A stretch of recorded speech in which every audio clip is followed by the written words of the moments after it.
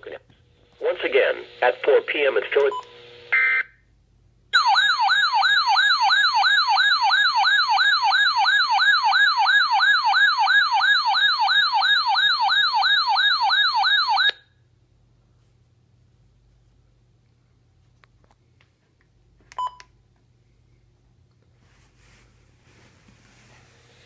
The National Weather Service in Sterling, Virginia has issued a special marine warning for Chesapeake Bay north of Pools Island, Maryland, until 6:45 p.m. At 5:07 p.m., the National Weather Service Doppler radar indicated a thunderstorm capable of producing wind gusts in excess of 34 knots 14 nautical miles west of Havre de Grace, moving southeast at 10 knots.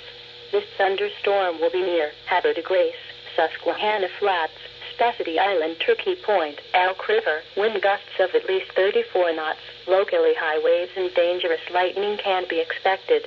Boaters should seek safe harbor immediately until the storm passes. This storm is producing frequent lightning. Stay below deck if possible and keep away from ungrounded metal objects. Report severe weather to the Coast Guard or nearest law enforcement agency. They will relay your report to the National Weather Service.